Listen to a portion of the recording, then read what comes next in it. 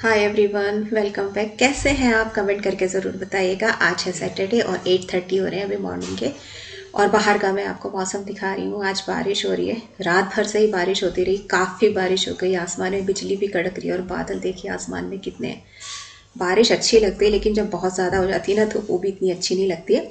लेकिन चाहे बारिश गर्मी की हो या सर्दी की हो, तो जब होती है ना तो दिल खुश कर देती है। बस ज़्यादा ना हो, इतनी हो कि दिल को सुकून मिल जाए और तसल्ली सी हो जाए। तो मौसम के हाल चाल तो मैंने आपको दिखाई दिए। अब आ गई हूँ किचन में और ब्रेकफास्ट की तैयारी कर रही हूँ। तो आज मैं सैंडविच बनाने वाली हूँ, पोटैटो वाले, आलू वाले। मेरा बहुत मन कर रहा था सैंडविच खाऊं, वो भी मसालेदार। तो वही मैंने कल से सोच रखा था। तो उसी की प्रिपरेशन मैंने मॉर्निंग से ही कर दी थी। आलू तो विवेक ने ही मॉर्निंग में बॉईल कर दिए थे। मैंने उनको बोला था, मैंने कहा आप ना आलू बॉईल कर देना। तो विवेक ने आलू बॉईल करके रख दिए थे। ये ठंडे हो गए। ठंडे होकर ही ना जब आलू को मैश करो तो वो ज़्यादा अच्छा रहता है। नहीं तो एकदम गरम गरम आलू को छील के मैश करते हैं ना तो वो थोड़े पिलपिला सा, थोड़ा गीला गीला सा हो जाता है। तो हल्का सा ठंडा हो जाता है तो फिर ठीक रहता है। तो मैंने यहाँ पोटैटो मैशर से इन आलूओं को अच्छे से मैश कर लिया। फिर इसके अंदर मसाले डालूंगी। और बहुत ही अच्छे बने थे, बहुत ही टेस्टी बन रहे थे। आलू वाले वैसे मुझे ना सैंडविच सबसे ज़्यादा पसंद है। हालांकि आलू नहीं खाना चाहिए, मतलब वेट बहुत ज़्यादा बढ़ाता है वो, लेकिन फिर भी आलू के पराठे, आलू के सैंडविच, आलू के पकौड़े, मुझे सब कुछ बहुत अच्छा लगता है। तो यहाँ पे क्या है, जीरा को मैंने भून लिया था, उसको कूट के फिर मैंने इसके अंदर डाल दिया। भुना जीरा पाउडर जो है आप वैसे भी डाल सकते हैं। चिली फ्लेक्स मैंने इसके अंदर डाले, थोड़ा सा गरम मसाला डाला, धनिया पाउडर डाला, और फिर इसमें नमक डाला थोड़ा सा। और धनिया जो होता काट के छोटा छोटा सा वो डाला। और साथ में हरी मिर्ची जो थी ना, क्योंकि मेरा तीखा खाने का बहुत ज़्यादा मन था, तो हरी मिर्ची भी मैंने छोटी छोटी कट करके डाल दी थी। पहले जब तविशी छोटी थी ना तो मैं हरी मिर्ची अवॉइड करती थी डालना, क्योंकि उसको हल्का सा भी तीखा बिल्कुल पसंद नहीं होता था, तो फिर चिल्लाती थी। अब तो वो बड़ी हो गई है तो तीखा खा लेती है, या फिर जब खाती है तो बहुत ध्यान से खाती है। मिर्ची अगर से नज़र आती है तो वो निकाल देती है, साइड में रख देती है। जब बच्चे छोटे होते हैं तो वो ध्यान नहीं देते हैं, उन्हें कोई चीज़ अच्छी लग रही होती है तो वो फटाफट क्या करते हैं, फटाफट खाना शुरू कर देते, देखते भी नहीं है कि मिर्ची है या नहीं है। लेकिन अब वो खा लेती है। तो वैसे भी आज मैंने एक जैसे मिर्ची कट करके डाली थी ना, वो बहुत ज़्यादा तीखी नहीं थी। पहले तो मुझे लग रहा था, मैंने कहा ये बहुत ज़्यादा तीखी होगी, बिल्कुल हरी हरी सी थी। लेकिन जब समोसे में, समोसा बोल रही हूँ, मेरे मुंह से समोसा निकल रहा है, लेकिन जब ये मैंने मिर्ची डाली ना इसके अंदर, सैंडविच के अंदर, तो पता भी नहीं चला, किसी को भी तीखापन महसूस नहीं हुआ। लेकिन वैसे फिर भी गरम मसाले की वजह से और थोड़ा सा चिली फ्लेक्स की वजह से ना बहुत ही अच्छे चटपटे से बने थे। बस इस मसाले को अच्छे से मिक्स करके इसको ब्रेड के ऊपर लगा दूंगी और फिर इसको टोस्टर में टोस्ट कर लूँगी अच्छे से, एकदम करारे से।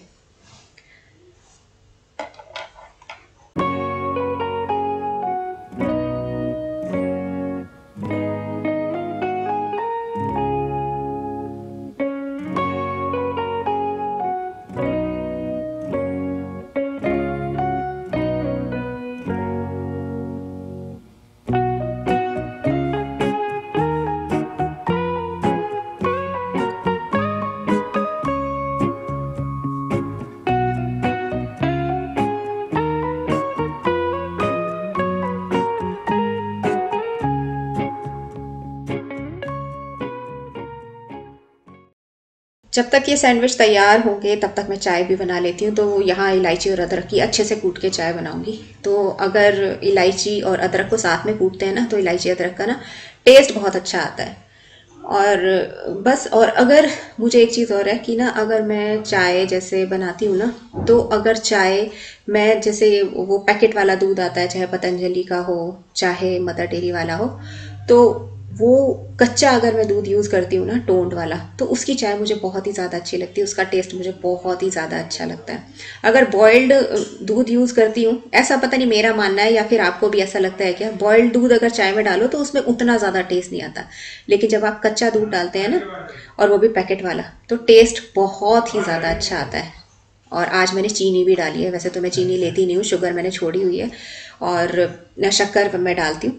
लेकिन आज मौसम इतना अच्छा है ना, अपने आप ही मन करता है ऐसे मौसम में अच्छी सी बिल्कुल बढ़िया वाली चाय पीने का, और साथ में अच्छे अच्छे सैंडविच या पकौड़े खाने का, है ना।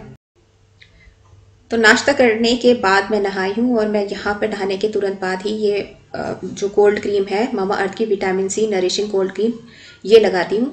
इसके साथ ही 2 और कोल्ड क्रीम भी हैं। एक है मामा अर्थ की कोको कोल्ड क्रीम और दूसरी है मामा अर्थ की उबटन नरिशिंग कोल्ड क्रीम। तो तीनों ही बहुत ही अच्छी हैं। सबसे अच्छी बात यह है कि ये स्किन को बहुत अच्छे से मॉइस्चराइज्ड करती हैं और इस क्रीम को आप अपने फेस पर भी लगा सकते हैं, साथ में अपने हाथों पर भी लगा सकते हैं और बिल्कुल भी ग्रीसी नहीं होती है आपकी स्किन और बहुत ही अच्छा मॉइस्चर रहता है।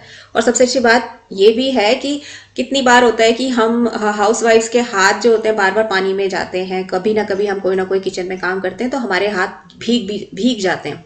लेकिन ये क्रीम इतनी अच्छी है, इसका इफेक्ट इतना अच्छा है, उसके बाद भी आपकी स्किन जो होती है वो बिल्कुल भी ड्राई नहीं फील करती है, ड्राई नहीं होती है और पूरे दिन जो आपके हाथ हैं वो मॉइस्चराइज्ड रहते हैं। मामाअर्थ के मुझे सभी प्रोडक्ट्स बहुत ही पसंद है। सबसे अच्छी बात यह है कि ये इंडियन ब्रांड है, प्लास्टिक पॉजिटिव है, साथ ही साथ इनके किसी भी प्रोडक्ट में कोई भी हार्मफुल केमिकल नहीं है। और जब आप कोई भी प्रोडक्ट खरीदते हैं तो उसके बदले में ये एक ट्री लगाते हैं। 2025 तक मामाअर्थ का एम है 1 मिलियन ट्रीज लगाने का। तो आप भी इनके इस एम को सपोर्ट कीजिए और मामाअर्थ के प्रोडक्ट्स को खरीद लीजिए। तो अगर आप कोड यूज़ करेंगे रजनी 2022 तो आपको 20% तक का ऑफ मिल जाएगा। मामाअर्थ की साइट पर जाकर कोई भी प्रोडक्ट आपको 20% ऑफ पे मिलेगा। साथ में इन्होंने एक ऐप भी अभी लॉन्च की है, तो आप चाहे तो उस ऐप को भी अपने फ़ोन पर इंस्टॉल कर सकते हैं। आपको कोई भी प्रोडक्ट काफ़ी अच्छे डिस्काउंट पर मिल जाएगा। अब मैं आपको ये बताना चाहूँगी कि ये आपको मिलेगा कहाँ कहाँ पर। तो ये आपको मिलेगा मामाअर्थ की वेबसाइट पर, इनकी ऐप पर भी ये प्रोडक्ट्स मिलेंगे, साथ में अमेजॉन, नायका और पर्पल पर मिलेगा। और अगर आपको बेबी प्रोडक्ट्स खरीदने हैं तो आपको ये अमेजॉन फर्स्ट क्राई पर इनके जो बेबी प्रोडक्ट्स हैं वो मिलेंगे। लिंक आपको डिस्क्रिप्शन बॉक्स में मिल जाएंगे, आप जाकर चेक कर लीजिएगा। फ्रूट्स खत्म हो गए हैं, फ्रूट्स लेकर आने, बास्केट बिल्कुल खाली पड़ी है और मैं काफ़ी दिन बीमार रही हूँ। आप मेरे से पूछ रहे थे ना कि मैंने इतने दिन क्यों नहीं वीडियो बनाया। इसलिए नहीं बनाया क्योंकि मतलब 3-4 दिन से बिल्कुल बहुत ज़्यादा ठंड लग गई। और इस बार इस विंटर्स में, जबकि इस बार इतनी ठंड अभी आई नहीं है, आज थोड़ी सी ज़्यादा है क्योंकि बारिश हो गई है और कल परसों भी बारिश हुई थी। तो इस बार मुझे 2 बार ठंड लग चुकी है। इससे पहले भी मेरे को काफ़ी फीवर वगैरह, सर में दर्द हो गया था। वो 2-3 दिन बाद ठीक हुई मैं। उसके फिर मतलब 1 हफ्ता ठीक चला। फर्स्ट को हम लोग उस दिन बाहर गए थे और मतलब न्यू ईयर सेलिब्रेट किया था। उसके दूसरे दिन फिर मेरे को ना वैसे लूज मोशंस लग गए। एक दिन रहे ठीक रहा, दूसरे दिन मतलब एक दिन तो थोड़े मतलब हल्का सा पेट में जैसे दर्द होता है ना वैसे था। और सेकंड डे तो मैं 1 बार गई, 2 बार गई, 3 बार गई और 4th टाइम जब मैं वॉशरूम गई उसके बाद मेरी हालत बिल्कुल ख़राब हो गई। एकदम ऐसा लगा जैसे पैरों में ना जान नहीं है, इतनी वीकनेस मुझे फील होने लगी थी। फिर वही दवाइयाँ वगैरह डॉक्टर्स को दिखाया, फिर अब मैं ठीक हूँ। आज तो मैं बिल्कुल ठीक हूँ, मतलब कल से मैं अब ठीक फील कर रही हूँ। आज मैंने सोचा चलो वीडियो बनाती हूँ। और आज मैंने ना मुझे क्योंकि कलर कराना है बालों को, तो मौसम आपने देख ही लिया बाहर कितनी बारिश हो रही है, तो मैंने आज की अपॉइंटमेंट ले ली है 3 बजे की। इसका भी एक कारण है कि ना भीड़ कम होगी, आज लोग कम आएंगे, तो कम से कम भीड़ में जाओ। लोग भी कम होंगे तो थोड़ा सा इन्फेक्शन जो आजकल चल रहा है फिर से, ये कोरोना वोरोना वाला, ये कम होने के चांस है, इसलिए मैं जाऊंगी। और अब मैं वैसे बिल्कुल ठीक हूँ, मुझे कोई प्रॉब्लम नहीं है। मतलब मैंने देख लिया, कल भी मैं ठीक थी, बस हल्का सा वीकनेस थी, और आज अब मैं बिल्कुल ठीक हूँ। अब जल्दी से लंच बनाऊंगी और उसके बाद फिर निकलूंगी। और आज मेरी आँखों में काजल, मतलब 1 तारीख के बाद से आज मैंने अपनी आंखों में काजल लगाया। उसके बाद मेरी आंखों में बिल्कुल काजल ही नहीं लग रहा था। एक तो बीमार थी मैं, और ऊपर से क्या है कि काजल ना लगाओ अगर अपनी आंखों में ना तो और ज़्यादा बीमार लगते हैं। तो नहा के अच्छे से, और आज मैं नहाई भी लेट हूँ क्योंकि ठंड लग रही है। तो मैंने ये पूरा 1 हफ्ता ऐसे सोचा है, मतलब संडे, आज तो सैटरडे, कल संडे, कल तक मैं ऐसे ही आराम से उठूंगी, पहले नाश्ता करूंगी, उसके बाद ही नहाऊंगी। और वैसे भी आज मेरे घर लाइट भी नहीं थी, तो मतलब यहाँ पे लाइट का क्या होता है कि गीज़र वगैरह नहीं चल पाता है। वैसे तो लाइट पूरे घर में आ रही होती है, लेकिन गीज़र नहीं चलता, वॉशिंग मशीन नहीं चलती, कपड़े भी नहीं धुले, बारिश हो रही है, कल के ही कपड़े नहीं सूखे। तो मैं सोच रही हूँ या तो शाम को मशीन लगाऊंगी या फिर कल मॉर्निंग में लगा दूंगी। और नहाई फिर मैं लेट हूँ क्योंकि वैसे बर्तन में पानी गर्म करके और फिर नहाओ ना, फिर सेटिस्फेक्शन सा नहीं होता। मुझे तो चाहिए कि खूब सारा पानी हो, गर्म पानी हो, और फिर मैं अच्छे से नहाऊं, तब मुझे लगता है कि हाँ मैं नहा ली हूँ। तो फिर ब्रेकफास्ट वगैरह भी कर लिया, उसके बाद फिर मैं अभी नहा कर फिर अभी आपके सामने आई हूँ। और टाइम बताऊँ क्या हो रहा है, 12:30 हो रहे हैं। तो कभी कभी ऐसा भी हो जाता है, रूटीन बदल जाता है, एक जैसा रूटीन नहीं रहता। और अपनी हेल्थ को देखते हुए आपके क्या हाल है, आपके सर्कमस्टांसेस कैसे हैं, उस हिसाब से अपने रूटीन को एडजस्ट करना चाहिए। तो मेरा तो आजकल यही चल रहा है, थोड़ा डिले वाला ही, क्योंकि ठंड जब लग गई है तो फिर डर लगने लगा है और बहुत ज़्यादा हालत ख़राब होती है, ख़ास तौर से लूज़ मोशंस में ना बिल्कुल जान चली जाती है। मेरी तो बिल्कुल चली गई थी, इसलिए बिल्कुल हिम्मत भी नहीं हो रही थी। और इंस्टाग्राम पे भी कुछ मेरे दोस्तों के मैसेजेस आए, आप ठीक हो, आपने वीडियो बहुत दिनों से नहीं डाला है, तो इसीलिए नहीं डाला था। थोड़ा सा फिर लग रहा था कि नहीं, बिल्कुल ठीक होकर ही डालूंगी। खुद बीमार होके फिर सामने वाले को भी ऐसा फील कराना, मतलब डल डल सा लगता है। फिर थोड़ा सा फ्रेश हो ना खुद का मूड भी, और फिर हम अच्छे से बात कर रहे हो तो सामने वाले को भी थोड़ा अच्छा और पॉजिटिव लगेगा। ज़्यादा देर बात नहीं करूँगी क्योंकि 3 बजे की अपॉइंटमेंट है। जल्दी जल्दी लंच प्रिपेयर करती हूँ और फिर उसके बाद निकलती हूँ, तब मिलती हूँ मैं आपसे। पता है मैं इतने दिन बीमार रही, 2-3 दिन एंटीबायोटिक्स वगैरह चल रही थी, एंटीबायोटिक्स मैं खा रही थी। तो क्या हुआ कि बिस्तर पे पड़े पड़े कोई और काम तो मैं करती नहीं थी, लेटे रहती थी। तो फिर मेरा बहुत मन कर रहा था कि कोई मुझे समोसे खिला दे, बहुत समोसे खाने का मन कर रहा था, और या फिर मुझे कोई आलू के पराठे खिला दे। इसीलिए मैंने सुबह आज मसालेदार आलू के सैंडविच बनाए थे, क्योंकि मेरी बहुत इच्छा हो रही थी। मैंने विवेक से बोला था, मैंने कहा विवेक अब मैं ठीक हूँ, कल से मैं ना फिर यही खाऊंगी, क्योंकि इतने दिनों से एक तो एंटीबायोटिक्स है, ऊपर से एकदम सिंपल खाना, बिना मिर्च मसालों वाला खाना, और खिचड़ी पिचड़ी यही सब चल रहा था। खिचड़ी पिचड़ी बोल रही हूँ, तो खिचड़ी में बहुत ही सिंपल सी बना रही थी, ऐसा कोई मैं मतलब कुछ भी मसाला वगैरह उसमें नहीं डाल रही थी। मैंने मतलब मेरे पूरे परिवार ने ऐसे ही खाया। इसमें तो मैंने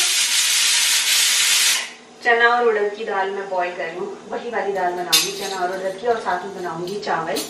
और इतने दिनों 2-3 दिन एक चीज़ और अच्छी की, मैंने अपने जितने भी मेरे पुराने दोस्त हैं उनसे बहुत सारी बातें की, बहुत लंबी लंबी बातें हुई। क्योंकि ऐसा होता है यूट्यूब के चक्कर में ना टाइम नहीं मिल पाता है। ऐसा होता है सुबह से शुरू हो जाओ वीडियो बनाना और काम करना, पहले तो रूटीन बनाना होता है कि सुबह से इस वक्त हमें ये काम खत्म करना है, फिर ब्लॉग स्टार्ट करना है, फिर उसकी एडिटिंग भी करनी है, तो टाइम नहीं मिल पाता, इतनी बिजी हो जाती है लाइफ। मैं तो ये सोचती हूँ जो लोग रेगुलर डेली जो ब्लॉग बनाते हैं उन्हें कैसे टाइम मिलता होगा, तो बात करने का ही टाइम नहीं मिलता दोस्तों से। तो फिर मैंने खूब बातें की, 2-3 दोस्त हैं मेरे जो बहुत अच्छे हैं, उनसे खूब लंबी लंबी बातें हुई, बहुत अच्छा लगा बात करके उनसे, बहुत पॉजिटिव फील हुआ। हंसना हंसाना बहुत अच्छा लगता है, और जब आप बीमार हो तो खास तौर से। और इतने दिन बिस्तर पे पड़े पड़े ऐसा लग रहा था कि मतलब कितना सूनापन है, कैसा है। और आज मैं बाहर निकलूंगी ना, तो मतलब मेरा खुद मन कर रहा था कि मैं बाहर निकलूं। मैंने इतने दिनों से बाहर का मतलब एनवायरनमेंट नहीं देखा, बाहर हलचल बोलूँ, बाहर की क्या बोलना चाहिए, बाहर चहल पहल नहीं देखी है इतने दिनों से, और हरियाली नहीं देखी है। तो आज निकलूंगी ना, आज मुझे बहुत अच्छा लगने वाला है।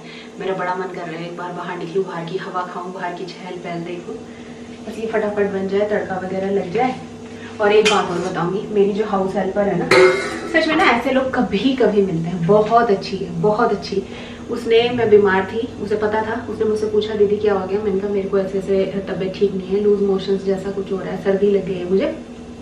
कहती अच्छा दीदी आप ना कोई काम मत करो, आप कुछ काम मत करो, आप ना मतलब आराम से रहना। जबकि सिर्फ वो मेरे घर में झाड़ू पोछा कर दिया, उसने अपने आप खुद से बर्तन वगैरह सब साफ कर दिए, मेरी किचन वगैरह साफ कर दी, क्योंकि वो मुझे देखती है, वो मुझे देखती है कि मैं किचन कितने अच्छे से साफ करती हूँ। तो बिल्कुल जैसे मैं साफ करती हूँ ना, वैसे ही वो मेरी किचन को साफ करके गई, और झाड़ू पोछा था वो करके गई, मतलब अपने आप से, बिना किसी एक्सपेक्टेशंस के। ऐसे लोग भी कभी कभी मिलते हैं, सच में बहुत अच्छी है। आज मैं ठीक हूँ, लेकिन आज भी वो मेरे बर्तन अपने आप अपनी खुशी से साफ कर गई कि रहने दो दीदी, आपने नाश्ता वगैरह तो बना ही लिया। आज मैंने उसे लेट बुलाया था, थोड़ा सा मौसम भी थोड़ा अजीब सा हो रहा था ना, मैंने कहा तू आराम से आना, जल्दी जल्दी आने की जरूरत नहीं है, थोड़ा रेस्ट कर, थोड़ी सी गर्म सा हो जाएगा। गर्म तो खैर हुआ ही नहीं आज दिन, लेकिन मैंने कहा सुबह सुबह भाग के मत आना। फिर वो आई, नाश्ते के बाद वो मेरे सारे बर्तन अपने आप धो गई। सच में उसने मेरा दिल खुश कर दिया। तो ऐसे ऐसे लोग भी कभी कभी मिलते हैं। हो गई हूँ रेडी मैं, और अब निकलना है मुझे। मैंने आज डबल लेयर्स वाले कपड़े पहने हुए, मतलब एक स्वेटर, फिर ऊपर ये एक कार्डिगन। विवेक मेरे को छोड़ने जाएंगे, ये अच्छा हो गया, नहीं तो मुझे ना ऑटो में बहुत ज़्यादा ठंड लगती है। और अपना लगाया मास्क, निकलती हूँ मैं, ठीक है, बाय बाय, आ जाना विवेक।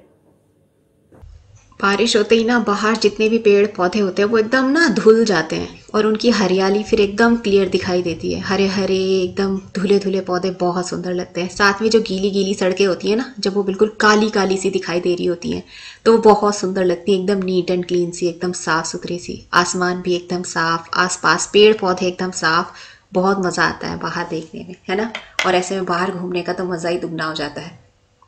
एकदम 3 बजे मैं पहुंच गई थी, और जैसे मैंने बोला ही था बारिश है, ठंड है, तो लोग अपने घरों में बैठे हुए होंगे और बिल्कुल भी रश नहीं मिलेगा, तो मेरे लिए बहुत फायदा हो जाएगा। तो वही हुआ, बिल्कुल भी कोई नहीं था, एकदम खाली पड़ा था सैलून। और मैंने अपने हाइलाइट्स करा लिए। टाइम तो लगता है 2 से 3 घंटे तो लगते हैं, लेकिन अगर मेरे से आगे और लोग होते तो शायद मुझे और भी ज़्यादा वक्त लग जाता। खैर अपॉइंटमेंट लेके जाओ तो वो बिल्कुल टाइम जो होता है फिक्स देते हैं, लेकिन फिर भी हेयर कट वाले बहुत आते हैं, कोई मेकअप वाले भी बहुत आ रहे होते हैं, तो फिर वेट करना पड़ता है। तो जब कोई था ही नहीं तो मेरा काम जो है फटाफट हो गया। 3 से 3.5 घंटे मुझे लगे थे। और ये देखिए मेरे बालों में इन्होंने इस तरीके से फॉइल लगा दिए, कैसे लग रहे हैं मेरे बाल। और वेट करना पड़ता है ऐसे, जब वेट करना पड़े ना तो बहुत बोर बोर सा फील होता है। और फिर इसके बाद फिर इन लोगों ने मुझे बोला कि आप हेयर स्पा भी ले लीजिए, ऑफर भी काफ़ी अच्छे चल रहे हैं अभी इनके पास, तो मैं हेयर स्पा भी ले लिया था। तो अब कलर में जो होगा आपको नेक्स्ट ब्लॉग में दिखाऊंगी, क्योंकि वीडियो बहुत लंबा हो गया। तो वीडियो पसंद आया तो लाइक करना। मिलूंगी आपको जल्दी नेक्स्ट वीडियो में, तब तक के लिए बाय।